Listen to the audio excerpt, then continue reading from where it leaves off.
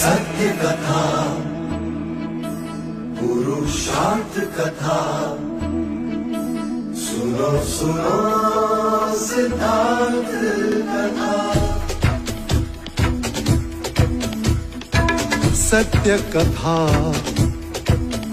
पुरुषार्थ कथा, सुनो सुनो सिद्धार्थ कथा। चढ़ते सूरज सा तेजवान वो कीर्तिमान, हुंकार भरे जब कूच करे, थर थर कांपे आसमान। वो राजपुत्र वो शूरवीर, पर्वत को भेद दे उसके तीर, शांति का स्रोत करुणा की धार, निर्झर झरे मन से अपार। वो राजपुत्र वो शूरवीर, पर्वत को भेद दे उसके तीर, है शाक्य वंश का वो तारा, जगमग है जिससे जग सारा। सत्य कथा, पुरुषार्थ कथा, सुनो सुनो सिद्धार्थ कथा।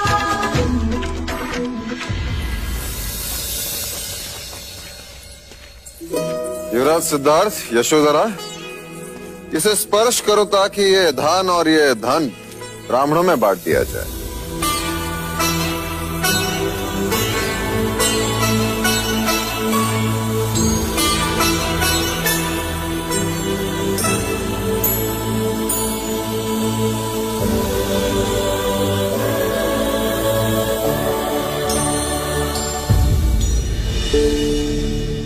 क्षमा महाराज, पर यह परंपरा हमें समझ नहीं आती। कैसी परंपरा पुत्र?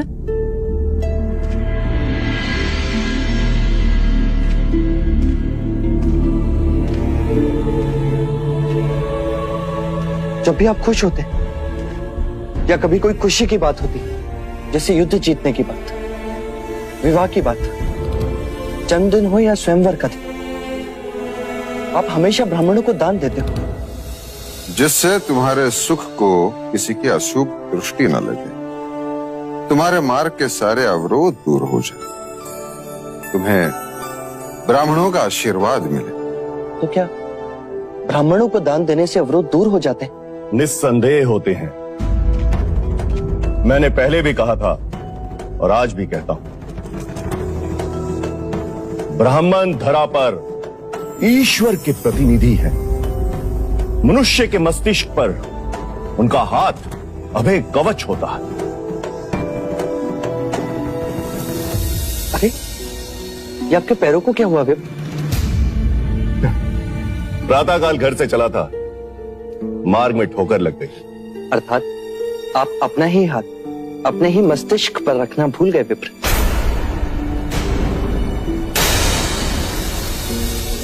अब कहना क्या चाहते हैं युवराज? वही महाराज कि जो ब्राह्मण केवल मनुष्य के सर पर हाथ रखने से उसके मार्ग के अवरोधों को दूर कर सकता हो, उसे स्वयं ठोकर क्यों लगी? ये हमारा अपमान है महाराज। मेरा उद्देश्य आपको अपमानित करना नहीं, पर इस प्रश्न का उत्तर तो आपके पास भी नहीं। प्रत्येक मनुष्य को अपने कर्मों के अनुसार फल भुगतना पड़ता है। अर्थात कर्म ही अंतिम है। आपके दृष्टिकोण से कर्म ही निर्णायक है। मनुष्य को अपने कर्मों से कोई नहीं बचा सकता। सत्य है। अर्थात आपके आशीर्वाद मिथ्या है विप्र। युवराज! क्षमा विप्र, आप गुरु हैं, ज्ञानी, मुझे उद्दंड ना समझे, पर जब कर्म ही सब कुछ है तो वर्णों को इतना महत्व क्यों कि ब्राह्मण मस्तिष्क पर हाथ रखे तो आशीर्वाद और शूद्र छू भी ले तो अपराध।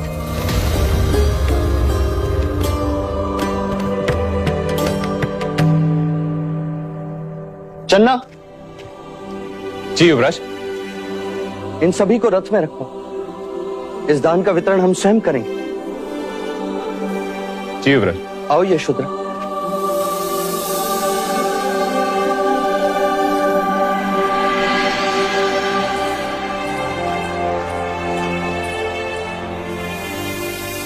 क्षमा आचार्य। युवराज सिद्धार्थ की जय, युवराज सिद्धार्थ की जय, युवराज सिद्धार्थ की जय, युवराज सिद्धार्थ की जय, युवराज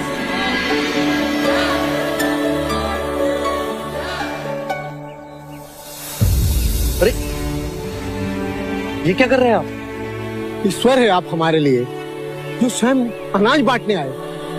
मैं चाहता हूँ आज से कपिल वस्तु में कोई भी भूखा ना रहे, सबको अन्न मिले, अपना अधिकार मिले। युवराज, आप हमें ये बताएं कि इस उपकार के बदले हम आपको क्या दें? अपनी पीड़ा, आप सबकी पीड़ा लेने आया हूं मैं। हटो, हटो। पीड़ा? हमारी पीड़ा? आप हमारी पीड़ा क्या समझोगे युवराज? कभी भूखे पेट सोए हैं? कभी कड़कड़ाती ठंड में बिना वस्त्र के इस धरा पर रातें बिताई हैं? क्या आप स्वयं कभी अपने ही घर में भीगे हो? नहीं ना? तो आप हमारी पीड़ा क्या जानेंगे युवराज? हमें आपका ये दान नहीं चाहिए। हम शाक्य हैं, हमारी भुजाओं में इतना बल, इतनी शक्ति है कि हम अपने परिश्रम की रोटी खा सकते हैं। और यदि आप हमारी सहायता करना ही चाहते हैं तो अपने राज्य के अधिकारियों को अत्याचार से रोको। हाँ युवराज, ये सही कह रहा है। अतिरिक्त कर के नाम पर रोटी तो ठीक, पर बचा कुचा सामान भी ले जाते। आपका दिया तो मिलने से रहा, जो है उसे भी छीन लेते हैं। कल मेरे घर से वो बर्तन कंबल तक ले गए, और आज मेरी माँ ठंड से मर गई।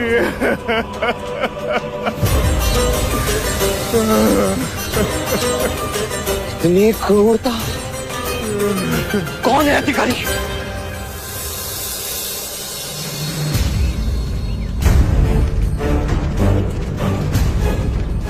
युवराज, आप प्रणाम।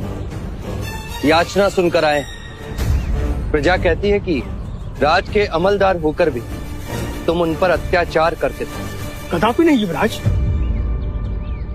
इतना धन कैसे, जबकि तुम तो किसान भी नहीं। गरीबों से छीना हुआ अनाज है युवराज। इतना लोग? आधा धन राजकोष में जाता है युवराज। किसके राजकोष में? राजा वीर बाहु, उनका आदेश। मैं तो बस पालन करता हूँ। वीर बाहु का आदेश सुनते हो और इन गरीबों की आवाज सुनाई नहीं देती तुम्हें? इसका दंड तुम्हें मिलना ही चाहिए। क्षमा करें युवराज, क्षमा करें। आगे से ऐसा अपराध कभी नहीं होगा। क्षमा करें युवराज। युवराज, इनके पापों का दंड तो ईश्वर ने हमें पहले ही दे दिया है, हमारी पुत्री को विकलांग बना के।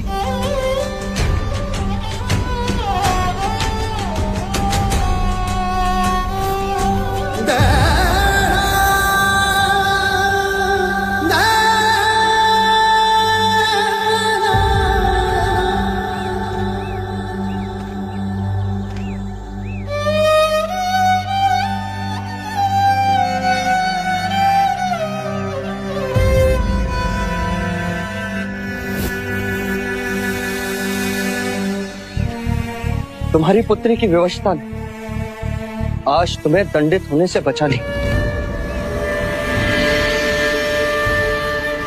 अब जिन हाथों से तुमने ये छीना है, उन्हीं हाथों से गांव वालों में इस अनाज को बांट दो। अवश्य युवराज, अवश्य। और आज इस गांव के प्रत्येक बालक को तुम स्वयं अपने हाथों से एक एक निवाला खिलाओगे।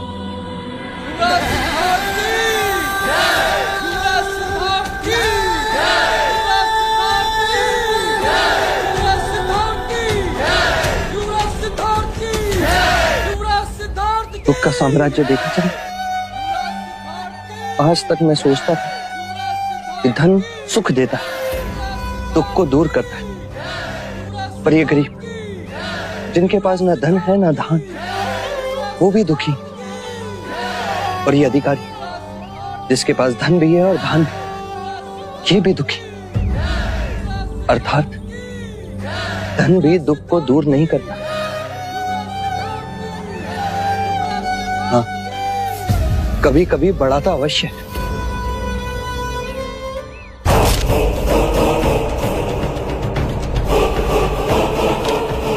कहो बांदुल, क्या है तुम्हारी उपस्थिति का कारण?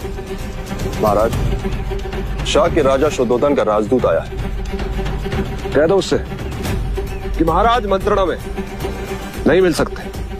जी महाराज, परंतु वो आपके नाम महाराज शुद्धोधन का यह संदेश भी लाया है। क्या लिखा है?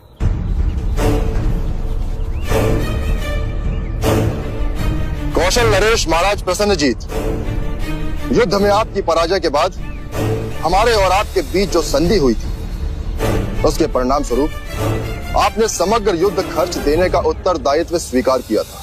युद्ध में हुआ सारा खर्चा तुम हमें दोगे और साथ साथ ये वचन भी हम पर कभी आक्रमण नहीं करोगे। मैं वचनबद्ध हूं महाराज शुद्धोधन। जो शाक्य गणराज्य को शीघ्र ही अपेक्षित है, प्रत्युत्तर की अपेक्षा में मोहर शाक्य गणराज्य शिरोमणि राजा शुद्धोधन।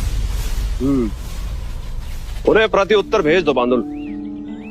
इस समय सारा कौशल महाराज महाकौशल की मृत्यु शोक में डूबा है। इस समय हम संधि का उत्तरदायित्व निभाने में असमर्थ हैं। युद्ध खर्च नहीं दे सकते। जी महाराज, पर शीघ्र ही हम संधि के वचनों को पूरा करने का यथार्थ प्रयत्न अवश्य करेंगे। एक और युद्ध भेंट करेंगे।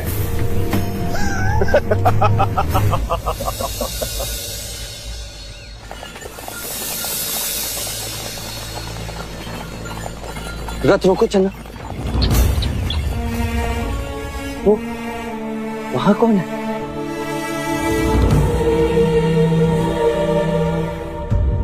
वो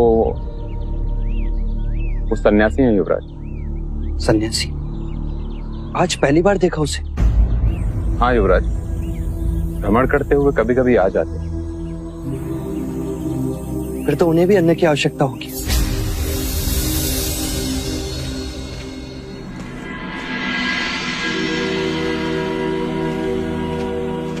प्रणाम। मैं शाक्य युवराज सिद्धार्थ हूं, आपको अन्न देने आया हूं। क्या कहकर पुकारूं आपको? कुछ भी कह ले। साधु, संत, योगी, तपस्वी, कुछ भी कह के पुकार सकता है। क्या मैं आपसे ये पूछने की दुष्टता कर सकता हूं कि आप रहते कहां हैं? ये सारा संसार ही है घर मेरा। और काम? काम तो संसारी करते हैं, सन्यासी नहीं।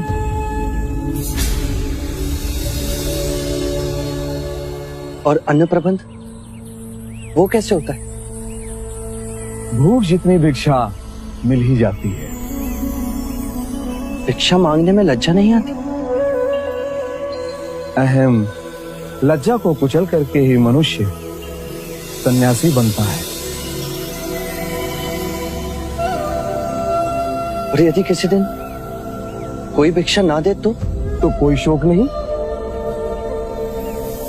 ये प्रकृति इनकार नहीं करती। हवा कभी नहीं रुकती। जल तो मिल ही जाता है। वृक्ष फल देने से कभी भी मना नहीं करती। आप अपना समय कैसे व्यतीत करते हैं? मन को जीतने का श्रम करता हूं। ये कैसा कार्य है? ये मन ही तो है जो वासना मोह क्रोध में फंस जाता है।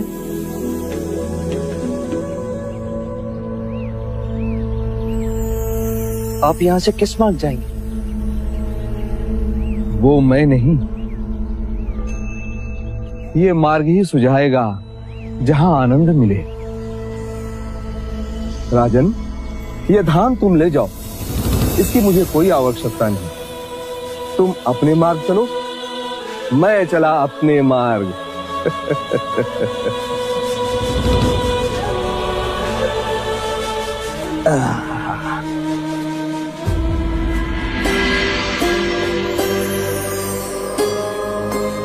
मैंने धनी देखे, दरिद्र देखे, सत्ता में अंध क्षत्रिय देखे, ज्ञानी ब्राह्मण देखे, पर ये कैसा जीवन जो कुछ ना होते हुए भी इतना सुखी।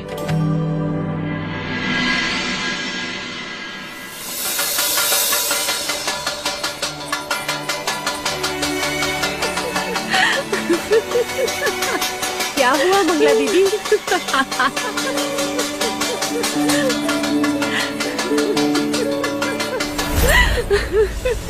बात क्या है मंगला? खुशी का संदेश है, खुशी का, और ऐसी खुशी जिसके बारे में कोई कभी सोच ही नहीं सकता। पर ये तो बताओ मंगला काकी, संदेश क्या है? अरे ये शोर कैसा, क्या हुआ क्या? ये शोर मेरे सौभाग्य का है। पिठोरा से मेरे भाई तपोधन ने संदेश भेजा है। लीजिए लीजिए, पढ़ लीजिए, लीजिए। किंतु संदेश क्या है मंगला दीदी? उसने लिखा है, आदरणीय मंगला दीदी, पिठोरा से तपोधन का प्रणाम। निवेदन केवल इतना है कि क्यों ना कपिल वस्तु और पिठोरा के बीच जो संबंध है उसे और घनिष्ठ कर दिया जाए। हमारी पुत्री रोहिणी के संग आपके पुत्र देवदत्त का विवाह कर दिया जाए।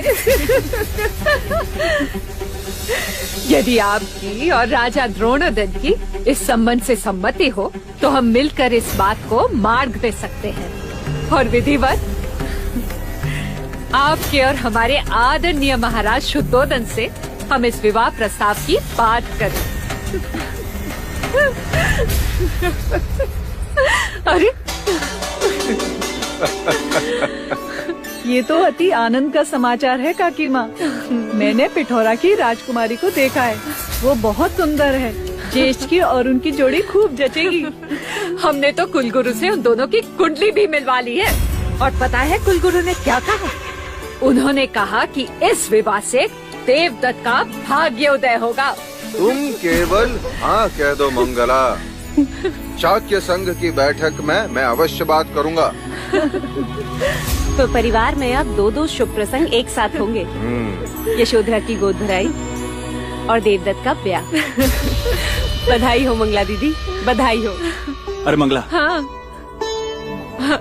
लीजिए भाई महाराज। मुंह मीठा कीजिए। बधाई हो अनुज। आप भी और तुम भी।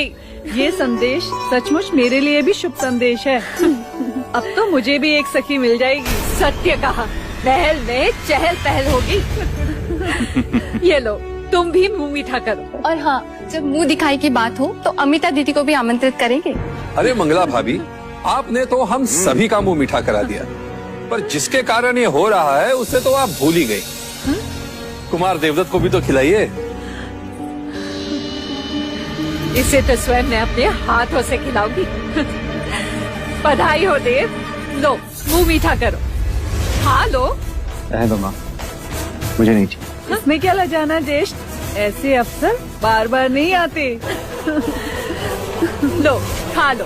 इस तरह मत खिलाओ माँ, कहा ना मुझे नहीं खाना कोई लड्डू वड्डू। खा लो देव।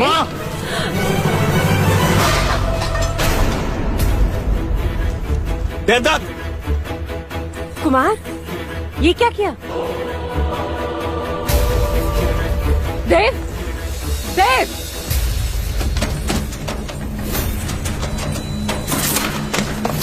देवदत्त, समझते क्या हो तुम स्वयं को? इस तरह सबके सामने मेरा हाथ छटक कर चले आए। आज तक मेरे साथ ऐसा बर्ताव किसी ने भी नहीं किया, और तुम मेरे ही पुत्र होकर ये विवाह नहीं करना चाहता माँ। क्यों नहीं करना चाहते? क्यों नहीं करना चाहते बताओ मुझे।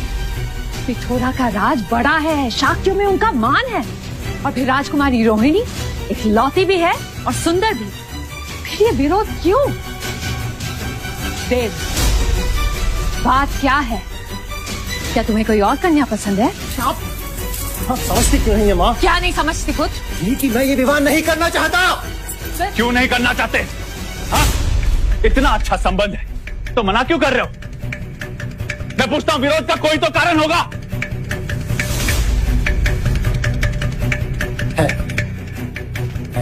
बताते क्यों नहीं? क्योंकि मैं आज भी यशोधरा से प्रेम करता हूं। मैं यशोधरा से प्रेम करता हूं। मैं यशोधरा से प्रेम करता हूं। मति भ्रष्ट हो गई है तेरी। तू जानता भी है तू क्या रहा है? वो तेरे अनुज सिद्धार्थ की अर्धांगिनी है, माँ बनने वाली है वो। तो क्या मामा, मैं उसे चाहता हूं। और तू देखना माँ, एक न एक दिन मैं उसे पाकर ही रहूंगा माँ।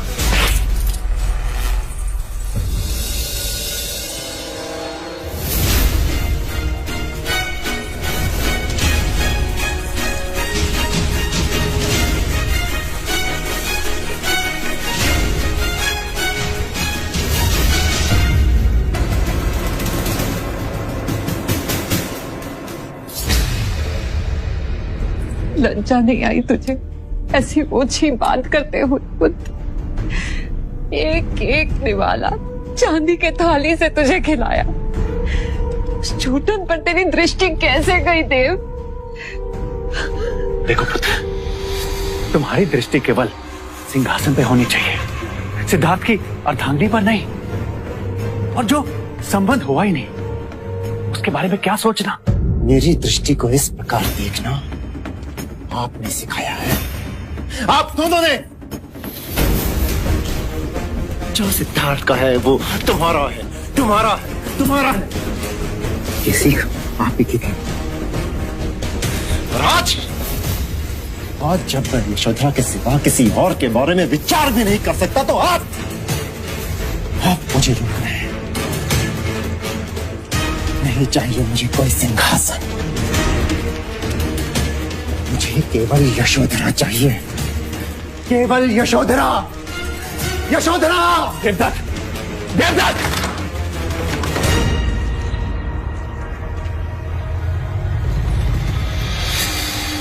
इसका विवाह शीघ्र करवाना होगा मंगला, अन्यथा किसी दिन इस महल में अनर्थ हो जाएगा। तुम राजा तपोधन को संदेश भेज ही दो।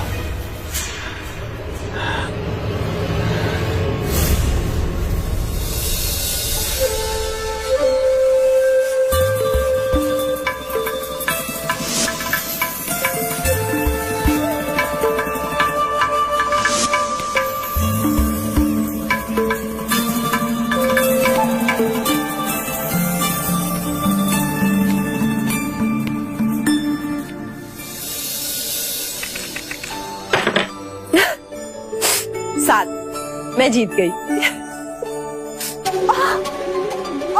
यशो, यशो क्या हुआ? यशो, यशो, यशो, नटखट।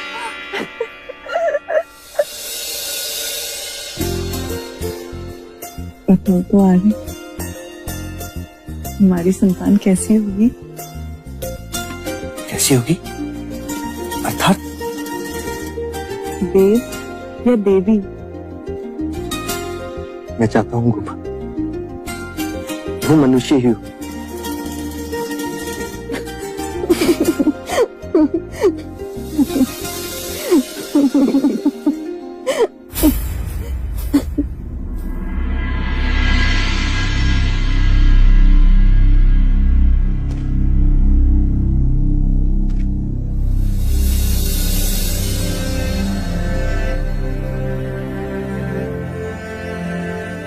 आप यहां से किस मार्ग जाएंगे? वो मैं नहीं, ये मार्ग ही सुझाएगा जहां आनंद मिले।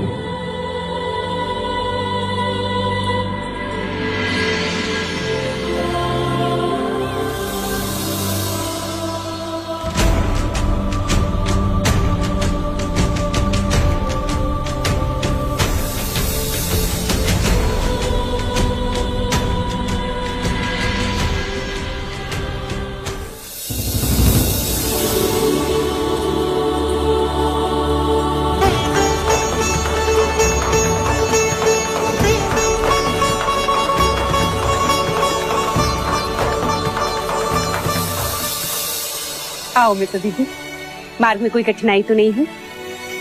खुशी के मार्ग में कठिनाई कैसी?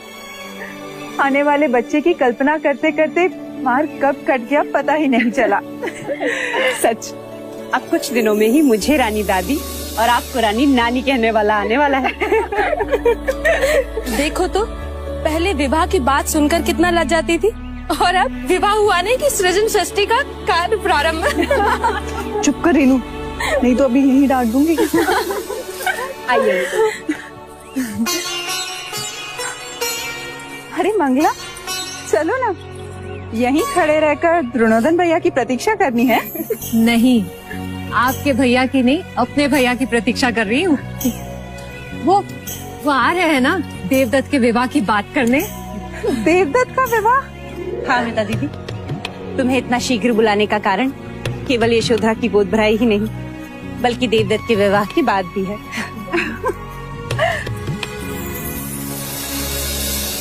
बधाई हो मंगला दीदी। वैसे कन्या है कौन? पिठोरा के राजा तपोधन, उन्हीं की सुपुत्री राजकुमारी रोहिणी। सुना है बहुत सुंदर है वो। तो हमारा देवदत्त कौन सा कम है? किंतु दीदी, तुम्हारे भैया तो संग समाप्ति के बाद ही आएंगे, उसमें तो बहुत समय है अभी। मुझसे भीतर रहा नहीं जाएगा। महादेवी, मुझे यही प्रतीक्षा करने दो। आप लोग चलिए ना, उनके आते ही मैं भीतर... अच्छा ठीक, तुम यही प्रतीक्षा करो, उनके आते ही हमें सूचित कर देना, हम सभी उनके स्वागत में उपस्थित हो जाएंगे। चलो रानी नानी माँ। सुस्वागतम। कपिल वस्तु में आपका स्वागत है, पधारिए। राजा द्रोणोदन, आपको हमारी ओर से कुमार देवदत्त के विवाह का प्रस्ताव तो अवश्य मिला होगा। हाँ राजा तपोधन, दोनों की कुंडलियां भी मिलती है। अब बस परंपरा के अनुसार आपकी और हमारे भाई महाराज के बीच औपचारिक बात हो जाए, बस इतना ही विलंब है। तो फिर सभा के उपरांत विधिवत हम महाराज शुद्धोदन से इस संबंध की चर्चा करेंगे। अवश्य आपका स्वागत होगा। चलिए पहले ये सभा तो समाप्त हो जाए, आइए। महाराज शुद्धोदन की, महाराज शुद्धोदन की। पिछली सभा में लिए निर्णय के अनुसार हमने कौशल नरेश महाराज प्रसन्नजीत को युद्ध के खर्च देने की बात याद दिलाने के लिए दूत भेजा था, पर महाराज प्रसन्नजीत युद्ध खर्च देने से मना कर दिया। अर्थात उन्होंने संधि का उल्लंघन किया है, अपनी अधम राजनीति का परिचय दिया है। अर्थात अब हमें महाराज महाकौशल से बात करनी होगी। और हमें ये अशुभ समाचार भी मिला है कि महाराज महाकौशल का देहांत हो गया है।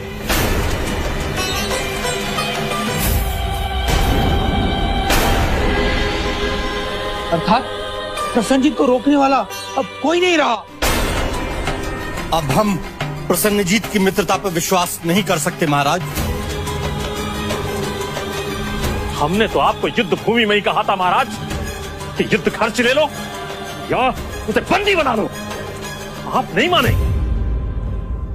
आप पर विश्वास करके हमने आपके पक्ष में युद्ध किया, मतदान भी किया, किंतु आपकी मनमानी के कारण आज सभी शाक्य राजाओं के राजकोष समाप्त हो चुके हैं। अब आप ही बताइए महाराज, हम क्या करें? इतना ही नहीं, आपके युवराज सिद्धार्थ हमारे राज्य में आकर हमें अपनी ही प्रजा से कर लेने से रोक रहे हैं। क्यों ना रोको? आप राजा हैं और अपनी ही प्रजा पर अत्याचार कर रहे हैं। प्रजा से कर लेना राजा का अधिकार होता है, अत्याचार नहीं। और युद्ध के बाद अतिरिक्त कर लेना अधिकार नहीं, दुराचार है। चलिए मान लेते हैं कि हम प्रजा के साथ दुराचार कर रहे हैं, लेकिन इस दुराचार का कारण कौन? इसका कारण आप हैं युवराज, आप। राजा तपोधन, क्षमा कीजिए महाराज, लेकिन राजा दंडपानी ने पहले ही कहा कि हमें कौशल का आधिपत्य स्वीकार कर लेना चाहिए, तो आप उससे सहमत नहीं थे। आपकी गलत राजनीति का बोझ आज पूरे शाक्य गणराज पर भारी पड़ रहा है महाराज। कल यदि प्रसन्नजीत पुनः आक्रमण करेगा तो अनाज कहां से लाएंगे? बिना धन के धातु कहां से खरीदेंगे? और शस्त्र कैसे बनाएंगे? बताइए कैसे बनाएंगे हम? तो इसका अर्थ ये तो नहीं कि आप अपनी ही प्रजा पर कोड़े बरसाएंगे, उन्हीं का घर लूटेंगे? क्या सत्य है? मैंने स्वयं देखा है कि किस तरह आपके सैनिक एक वैश्य व्यापारी पर बीच चौराहे कोड़े बरसा रहे थे। और आपके अधिकारी? यह आपत्ति काल है युवराज। यदि हमने इस समय दूसरे युद्ध की तैयारी नहीं की तो हम सभी दास बन जाएंगे। और दासत्व का अनुभव तो आपके राज्य में आपकी प्रजा कर ही रही है। मर्यादा में रहिए युवराज। आप ये भूल रहे हैं वो मेरा राज्य है, मेरा। और आप भी ये भूल रहे हैं कि आपका राज्य शाक्य गणतंत्र का एक हिस्सा है। तो क्या आप मनमानी करोगे? मनमानी तो आपने की थी युवराज, जो उस प्रसन्नजीत के सामने संधि का प्रस्ताव रखा। सत्य ही कहा था किसी ने। आप एक क्षत्रिय की तरह नहीं, एक सन्यासी की तरह सोचते हैं युवराज। राजा तपोधन ये ना भूले कि आप भावी शाक्य सम्राट से बात कर रहे हैं। आपके हम पर थोपे हुए इसी सम्राट की शांति वार्ता के कारण हम जीता हुआ युद्ध हार गए महाराज। ये बात केवल मैं ही नहीं, सभी भली भांति जानते हैं। राजा तपोधन, मैं राजा तपोधन इस साक्ष्य सभा में युवराज सिद्धार्थ को सावधान करता हूं कि वो मेरे राज्य की सीमाओं का उल्लंघन न करें और मेरे कार्यभार के बीच न आए, अन्यथा इसी घड़ी यहाँ से प्रस्थान करे राजा तपोधन। यदि एक पल भी यहाँ रुके तो मैं भूल जाऊंगा कि ये संघ सभा है।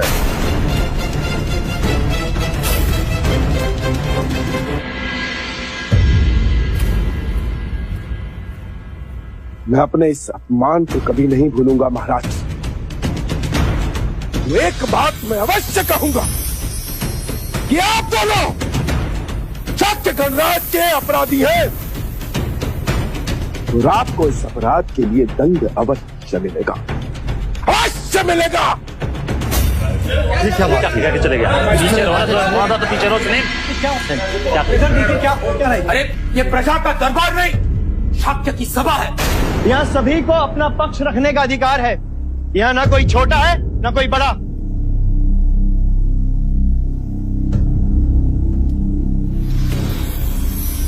महाराज, राजा तपोधन के विवाद के शब्द अनुचित थे पर अर्थ उचित था। अब आप ही को कोई न कोई उपाय सुझाना होगा महाराज, अन्यथा संघ राज के नियम अनुसार आपकी जगह उसे लेनी होगी। तो इस आपातकाल से मार्ग निकाले।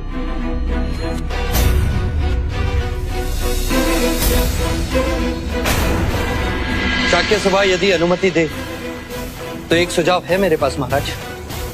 कहो युवराज। क्यों ना हम शाक्य रोहिणी नदी पर एक ऐसा सेतु बनाएं जहां से हम पश्चिम भारतवर्ष से व्यापार कर सकते हैं। परंतु इससे क्या लाभ होगा? कौशल के रास्ते जाने की आवश्यकता नहीं पड़ेगी और इस मार्ग का प्रयोग हम मगध को भी करने देंगे। मगध को?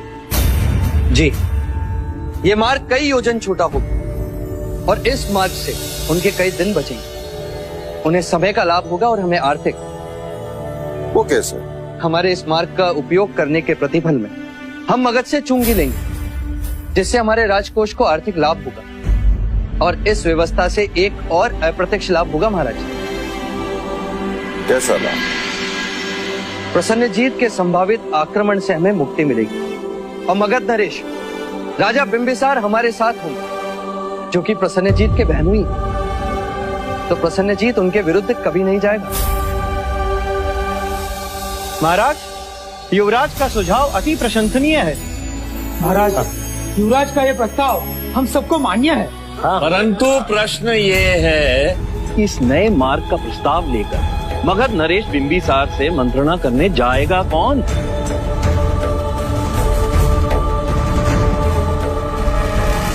क्योंकि जो भी जाएगा प्रसन्नजीत उसे रोकने का प्रयत्न अवश्य करेगा। पर प्रसन्नजीत को कैसे पता चलेगा कि हमारी मंत्रणा का उद्देश्य क्या है? क्योंकि सुना है कि प्रसन्नजीत के गुप्तचर हमारे राज्य में है। तो फिर मगध नरेश महाराज बिंबिसार से मिलने कौन जाएगा? मैं जाऊंगा।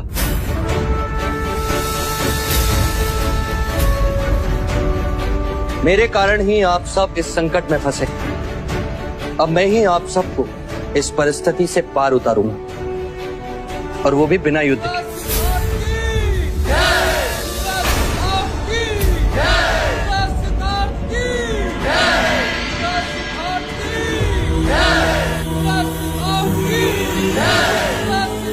ये हमारी अति प्रिय अंगूठी है, इसे आप अपने पास रखिए, हमारी मित्रता का चिन्ह।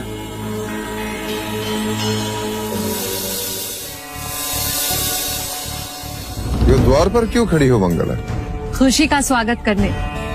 आप तो जानते ही हैं, देवदत्त के विवाह की बात करने के लिए तपोधन भैया आ रहे हैं।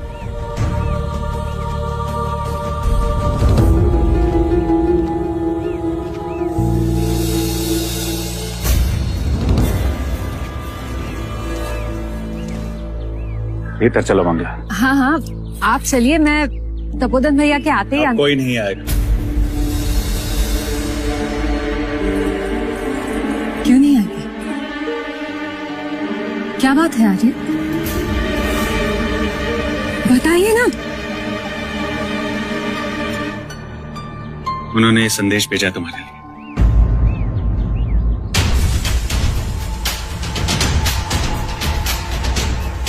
मंगला दीदी, इच्छा तो बहुत थी कि मेरी पुत्री राजकुमारी रोहिणी का विवाह देवदत्त के साथ हो और हम कपिल वस्तु के समधी थे, किंतु अब ये असंभव है। भरी सभा में तलवार दिखाकर आपके भाई महाराज ने हमें बहुत अपमानित किया है। रिश्ते की बात कर अब हम और अपमानित नहीं होना चाहते, इसलिए हमें क्षमा कीजिए। आपका भाई तपोधन।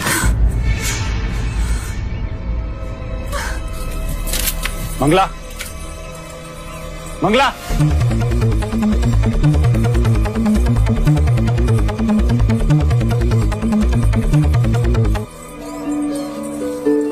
बहुत सुंदर है ना? तो देखो, मंगला दीदी भी आ गई। देखो मंगला दीदी, अमिता दीदी तुम्हारे लिए हीरो का हार लाई है। क्या हुआ मंगला दीदी, तुम्हारे भैया आ गए? नहीं आए। क्यों? ये प्रश्न आप मुझसे नहीं, स्वयं अपने भाई से पूछिए। क्या हुआ देव? देव, संघ सभा में क्या हुआ?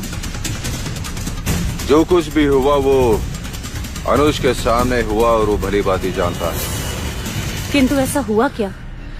ये हुआ महादेवी, ये हुआ। संघ सभा में सिद्धार्थ ने सबके सामने मेरे भाई तपोधन से अभद्र व्यवहार किया और महाराज ने तलवार की नोक पे मेरे भाई तपोधन को संघ सभा से निकल जाने का आदेश दिया। और फिर मेरे भाई ने रोहिणी का संबंध देवदत्त के संग करने से इनकार कर दिया। मंगला, वो राजनैतिक विवाद था। खूब जान गई हूँ मैं आपकी नीति को, खूब जान गई हूँ। मंगला दीदी, हम देवदत्त के लिए रोहिणी से भी अच्छी कन्या ढूंढेंगे। रहने दीजिए महादेवी, जो थी उसे तो छीन लिया और जो आना चाहती थी उसे रोक दिया। उन्होंने बात ही ऐसी की, मतभेद को मनभेद में बदल दिया। अरे मत तो आपने बदला महाराज, आपने। भेद तो आपने किया है देवदत्त और सिद्धार्थ में।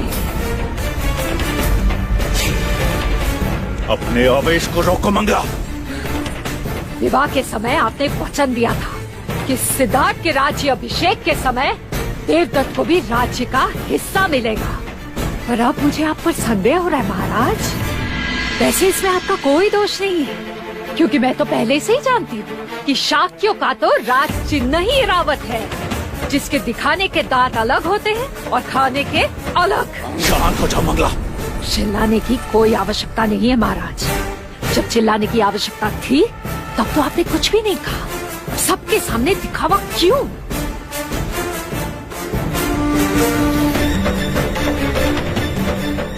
जा रही हूँ।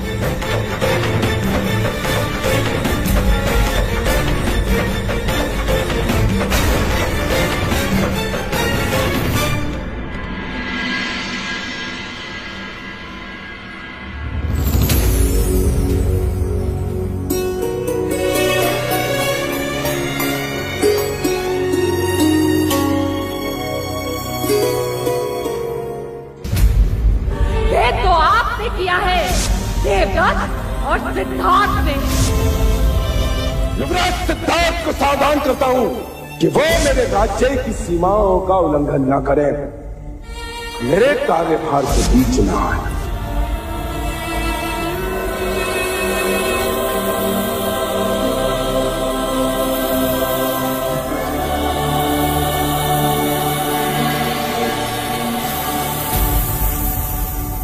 इतने विचलित क्यों आ रहे?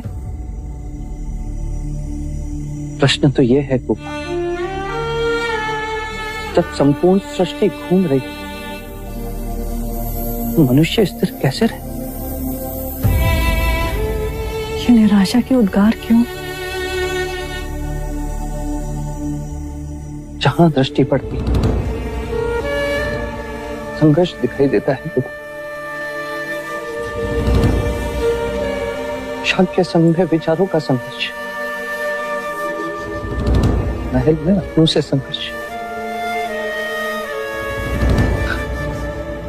मंगला काकी भी अप्रसन्न है, वो भी यही समझती है कि मैंने विचारपूर्वक राजा तपोधन का मान भंग किया, जिससे ज्येष्ठ का विवाह न और स्वयं मन से संघर्ष। मंगला काकी ने, उनका क्रोध तो बुलबुला है, यूं आया और यूं गया। हाँ गोपा, परंतु मैं अपनों में मनभेद नहीं चाहता। नहीं होगा, मैं वचन देती हूँ, मंगला काकी को मैं मना लूंगी। अब हंसो, ऐसे नहीं, जोर से।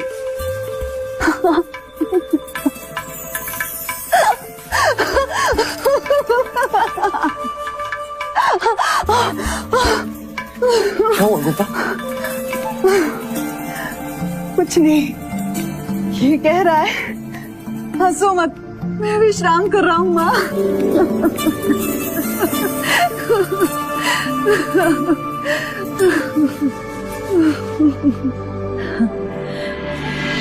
बस इसी तरह हंसते रहो सिद्धार्थ, जिससे तुम्हारी हंसी सारे संसार में इतनी गूंजे कि दूर दूर तक दुख की आवाज सुनाई न दे।